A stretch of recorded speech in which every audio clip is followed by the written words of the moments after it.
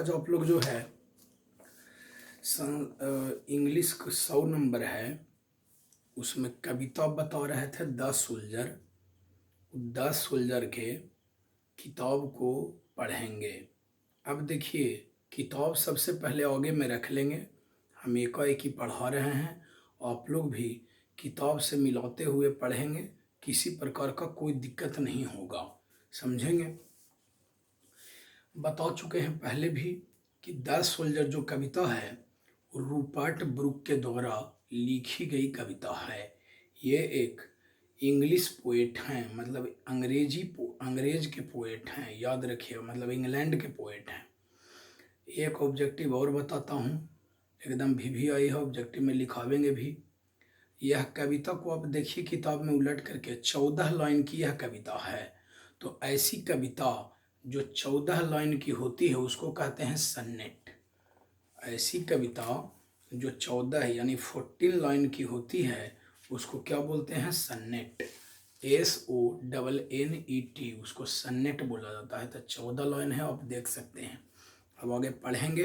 देखिए, if I should die, if I should die, if means हो गया यदि, अन तो होता है अगर, आई मीन्स मैं, शुड डाई मतलब मर जाना। ऐसे शुड मने चाहिए होता है, लेकिन वो नहीं बोलेंगे शुड के, और डाई मने मर जाना। कवि कह रहे हैं रूपर्ट ब्रुक, चूँकि पहले भी बताए हैं कि यह कविता उस समय लिखी गई है जब प्रथम विश्व युद्ध यानी 1914 ईस्वी में स्टार्ट हो था। और इंग्लैंड जो है, इंग्लैंड प्रथम विश्व युद्ध में शामिल था, उस समय यह कविता लिखी गई है। तो देखिए क्या कहते हैं कि इफ़ आई शुड डाई यानी यदि मैं मर जाऊं, यानी कवि कहते हैं कि यदि मैं मर जाऊं। Think only this of me, think means सोचना, ओनली मीन्स केवल, दिस मने यह, ऑफ मी मेरे बारे में, यह केवल मेरे बारे में ही सोचना। फिर से देख लीजिए एक बार, यदि मैं मर जाऊं तो यह केवल मेरे बारे में ही सोचना। अब क्या कह रहे हैं सोचने के लिए, वो आगे मिलाएंगे। दैट देयर इज लिखा हुआ है, that there is some corner of a foreign field.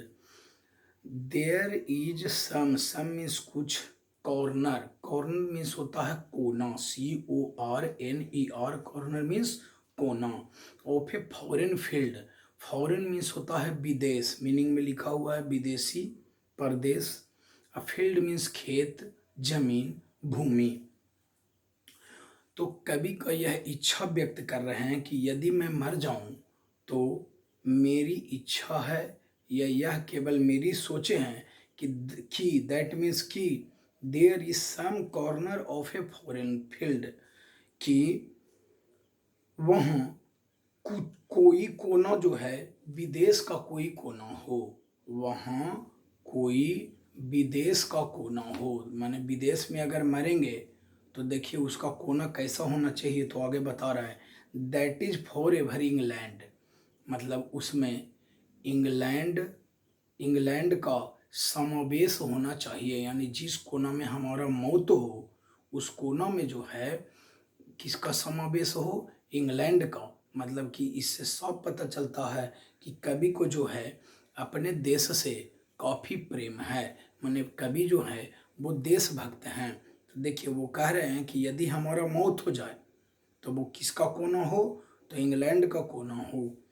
There shall be in that rich earth a richer dust concealed, करा है कि there shall be in that rich earth. देखिए RICH, रिच मीन्स धनी होता है, लेकिन यहाँ धनी नहीं सोचना है, यहाँ सोचेंगे समृद्ध। समृद्ध माने भरा पूरा, और अर्थ मीन्स होता है पृथ्वी, सबको जानते हैं। A richer dust concealed, dust DUST, dust means होता है धूल कण, जानते हो। कंसील्ड मतलब दफन कर देना यानी छिपाना।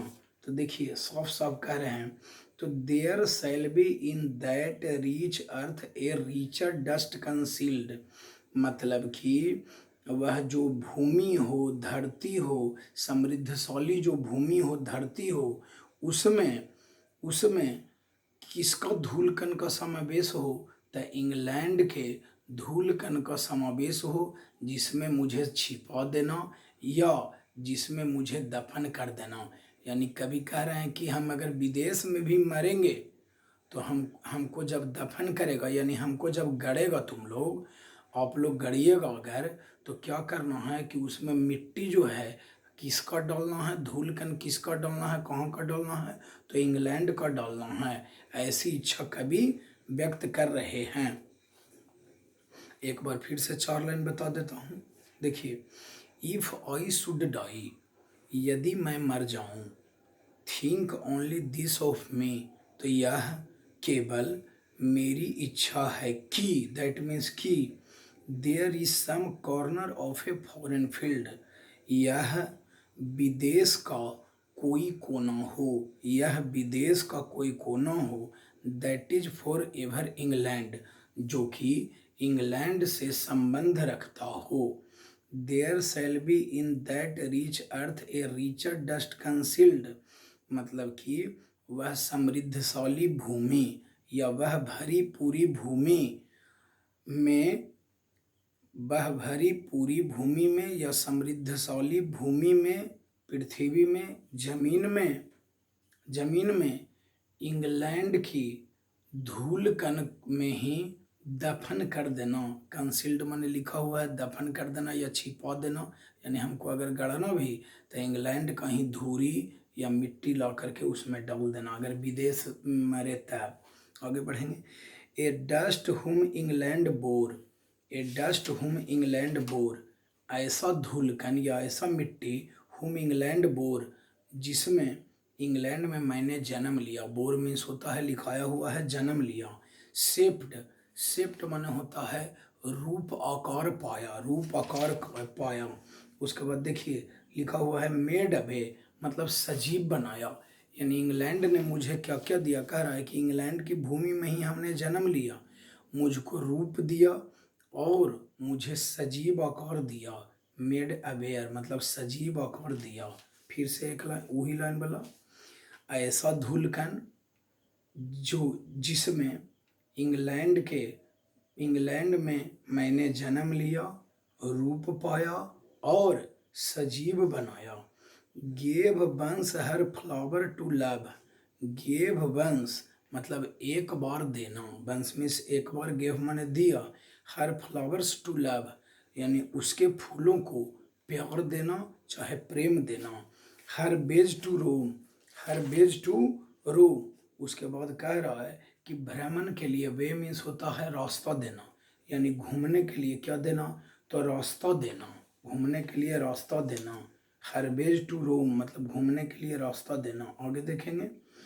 A body of England's breathing English air, A means एक, बॉडी माने शरीर, ऑफ मीन्स का, इंग्लैंड मतलब इंग्लैंड का, ब्रीदिंग माने सांस लेना, इंग्लिश एयर, इंग्लिश माने अंग्रेजी और एयर मीन्स होता है हवा।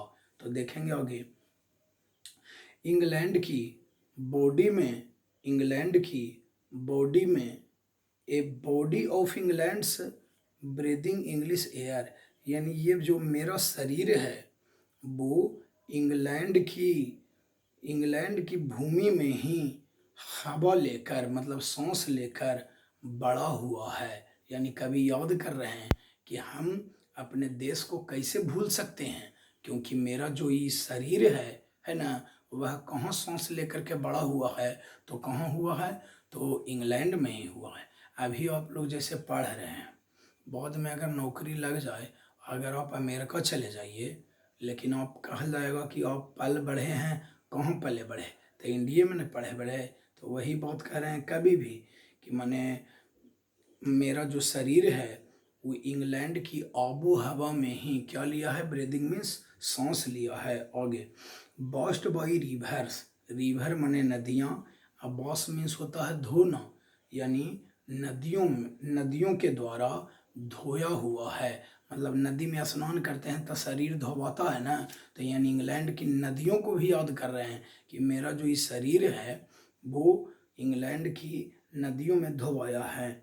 Blessed by son of home, SUNS, मतलब सूर्य के धूप में भी सूखा है। सही बात है, गर्मी के दिन में धूप में बैठते हैं ना, धूप में माने सूर्य के रोशनी को में बैठने में बहुत अच्छा लगता है। तो इसलिए कवि बता रहे हैं कि मेरा जो इस शरीर है, इस शरीर में मुझको घर में क्या लगा है, तो घर में माने धूप में सूखा है मेरा शरीर। आगे देखेंगे। एंड थिंक दिस हर्ट, और सोचता हूँ कि यह हृदय, हर्ट में हृदय, all evil shed away, evil means होता है बुराई, EVIL, एविल मीन्स बुराई, कि और मेरा यह मानना है, सोचना है कि मेरे इस हृदय से ऑल एविल सेड अवे, यानी जितनी भी बुराइयां हैं वह वापस निकल गई है। A pulse in the eternal mind no less, a pulse in the eternal mind, देखिए पल्स मीन्स लिखा हुआ है धड़कन, मीनिंग दिया हुआ है PULSE, पल्स मीन्स लिखा हुआ था धड़कन। A pulse of eternal mind, a pulse of eternal mind, अथी a pulse in the eternal mind no less, मतलब कि आंतरिक, इटर्नल मीन्स होता है ऐसे शाश्वत, माइंड मीन्स दिमाग, माइंड मीन्स दिमाग, नॉलेज मतलब थोड़ा सा भी किसी प्रकार का कोई दिक्कत हमारे दिमाग में, थोड़ा सा भी किसी प्रकार का कोई कन्फ्यूजन नहीं रह गया है। आगे बढ़ेंगे। Gives somewhere back in the thoughts by England given, gives means देना, somewhere back, somewhere back the thoughts, thought means का हो गया सोच विचार, बाई इंग्लैंड गिवेन, यानी मैं उस विचार को के बारे में सोचता हूँ जिसे इंग्लैंड के द्वारा दिया गया है, जिसे किसके द्वारा दिया गया है, तो इंग्लैंड के द्वारा दिया गया है। हर साइट्स एंड साउंड्स, उसकी दृष्टि, साइट मीन्स होता है दृष्टि, एंड साउंड, साउंड मीन्स का हो गया आवाज, साउंड मीन्स आवाज, ड्रीम्स, ड्रीम्स मीन्स हो गया स्वप्न, हैप्पी एज हर डे, मतलब उसके बारे में जब भी हम सोचते हैं, मतलब इंग्लैंड के हवा, इंग्लैंड को जब हम दृष्टि उठा करके जब देखते हैं तो समझ जाइए कि उसकी आवाज़, स्वप्न के बारे में जानकर मुझे बहुत खुशी होती है। हैप्पी मीन्स खुशी होती है, कभी अपनी खुशी को व्यक्त कर रहे हैं। आगे, एंड लाफ्टर, लाफ्टर मीन्स बाबू होता है हंसी, हंसी मजाक करते हैं ना, तो वही हो गया लाफ्टर मीन्स हंसी। लर्नड ऑफ फ्रेंड्स, मतलब दोस्तों के बीच में हंसी मजाक, एंड जेंटिलनेस, जेंटिलनेस माने हो गया विनम्रता, जेंटिलनेस मीन्स विनम्रता। हम लोग गांव में कैसे करते हैं, दोस्तों के बीच में हंसी मजाक करते हैं, तो उसी के बारे में कहा जा रहा है। वे अब कवि जो है चूँकि युद्ध में लड़ रहे हैं, तो युद्ध में लड़ते लड़ते जो है वो याद कर रहे हैं, किसका हंसी मजाक को याद कर रहे हैं, तो अपने दोस्तों के बीच के हंसी मजाक और विनम्रता को याद कर रहे हैं, सौम्यता को याद कर रहे हैं। फिर से देखिए, और अपने दोस्तों के बीच के हंसी मजाक और विनम्रता को याद कर रहे हैं। In hearts at peace, PEACE, peace means होता है शांति, हार्ट मीन्स हो गया हृदय। अंडर एन, अंडर माने के नियंत्रण में भी होता है, अंडर माने के नीचे भी होता है। एन इंग्लिश हीवेन, इंग्लिश माने अंग्रेज हो गया, इंग्लैंड हो गया, हीवेन माने स्वर्ग, यानी कभी लास्ट में कहते हैं कि अंग्रेज की मतलब इंग्लैंड की जो आबो हवा है वह उनके हृदय में शांति, पीस मिस हो गया शांति प्रदान करती है, और वह हीवेन, HEAVEN, हीवेन मीन्स हो गया स्वर्ग, यानी स्वर्ग के समान कवि को प्रतीत होती है। तो यही बता रहे, यानी इस कविता से यह स्पष्ट वे में पता चलता है कि कवि को अपने देश इंग्लैंड से काफ़ी प्रेम है। तो आप क्या करिएगा कि किताब रख के पहले वीडियो को देख करके 2 बार पहले रिवाइज करिए, तब तो दिमाग में रहेगा कि यह कहानी क्या बताया गया है। फिर समरी जब लिखावेंगे आपको किसी प्रकार का कोई दिक्कत नहीं होगा। तो पहले अर्थ आना चाहिए, क्योंकि 1 नंबर के ऑब्जेक्टिव दे देता है, जब नहीं पढ़िएगा तो ये बीचे वाला 1 लाइन दे देगा अंग्रेजी में, और फिर पूछेगा कि कौन कविता से लिया गया है, तो नहीं देखिएगा तो उड़ जाएगा। इसलिए बढ़िया अगर डिवीज़न अगर प्राप्त करना है, परीक्षा में हिंदी करे लगी नहीं आता है कि हाँ इसका हिंदी करिए, लेकिन जब हम हिंदी नहीं जानेंगे तो अगर हम यही चैप्टर अगर ना पढ़ाते कि द सोल्जर में क्या पढ़ना है जी बोलो, तो आप क्या बताते। लेकिन आप तो कम से कम बता सकते हैं ना कि एक सैनिक के बारे में बताया गया है जो कहाँ के था, तो इंग्लैंड के था, वो क्या चाहता है। तो इतना बहुत बतैली था, कम से कम 5 लाइन तो बता सकते हैं ना कि आपने इस चैप्टर में क्या पढ़ा। तो यही बात है, सब लोग अच्छे तरीके से टंच रखें, फिर हम क्वेश्चन आंसर बताएंगे बस।